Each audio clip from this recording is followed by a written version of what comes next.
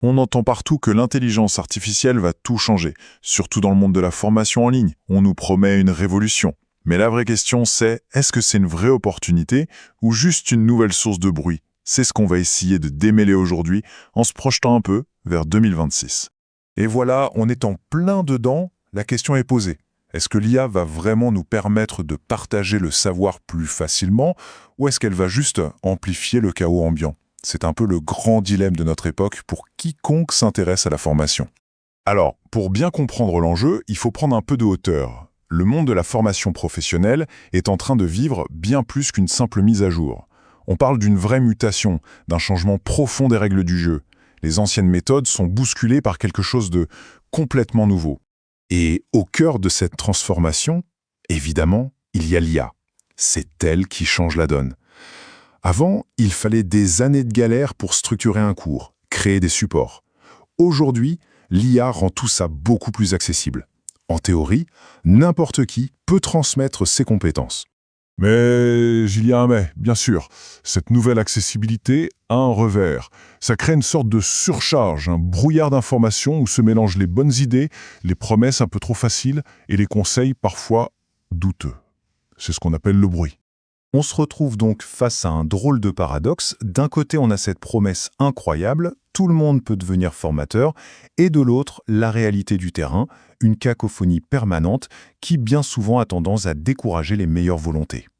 C'est dans cet espace un peu schizophrène que les nouveaux créateurs doivent naviguer. Et ce bruit, il prend des formes qu'on connaît tous un peu. Le jargon hypertechnique qui ne sert qu'à impressionner, la fameuse posture du coach qui a réponse à tout, le storytelling qui sonne faux, ou encore les stratégies si compliquées qu'on ne sait même pas par où commencer. Alors, face à tout ça, est-ce qu'il y a une autre voie? Est-ce qu'on peut faire autrement? La bonne nouvelle, c'est que oui. Un autre modèle, beaucoup plus authentique, est en train d'émerger, justement en réaction à toute cette confusion. Et cette nouvelle voie, elle est portée par des gens qui choisissent une approche radicalement différente. On parle ici d'une personne autodidacte, très pragmatique, qui a décidé d'avancer sans artifice. Pas de bullshit. Juste quelqu'un qui apprend en faisant et qui partage son parcours, honnêtement. Cette phrase, elle résume parfaitement la philosophie. Les mots-clés sont là, construire, partager, documenter. L'important, c'est l'action et la transparence, pas la prétention d'être un expert infaillible. C'est un changement de posture total. En fait, son approche repose sur 5 piliers qui se nourrissent les uns les autres. C'est pragmatique, donc concret, accessible, donc facile à comprendre, humain, avec les doutes et les erreurs que ça implique, transparent et bien sûr honnête. C'est l'ensemble qui rend la démarche si rafraîchissante. D'accord. Mais concrètement, comment ça se passe? Quelle est la méthode derrière ce modèle? Eh bien, l'idée centrale, c'est ce qu'on appelle apprendre en public, c'est-à-dire partager son processus d'apprentissage au fur et à mesure qu'il se déroule. Et ça fonctionne comme une boucle, un cycle très simple. D'abord, elle teste des choses.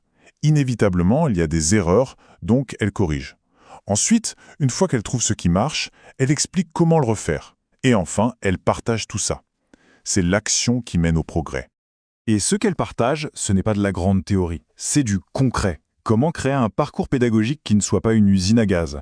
Comment utiliser l'IA pour de vrai, au quotidien? Comment se lancer comme formateur indépendant sans se noyer dans la complexité? Voilà le genre de savoir utile qu'on y trouve. Maintenant, pourquoi est-ce que c'est si intéressant d'en parler aujourd'hui?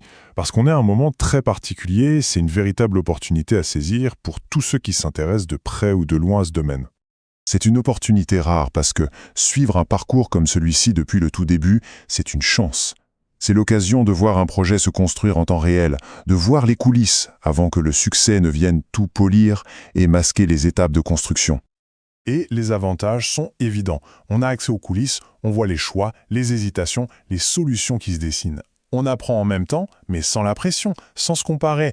Au final, c'est un gain de temps énorme et on bénéficie d'une transparence qui, il faut le dire, est de plus en plus rare. Au fond, tout se résume à une boucle très saine et très simple. Apprendre quelque chose, le transmettre et avancer. C'est un moteur de progression puissant, accessible, et c'est surtout le meilleur antidote contre le bruit et la paralysie. Et donc, pour finir, on peut se poser cette question, un peu plus large.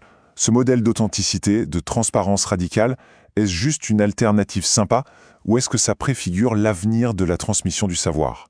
La réflexion est ouverte.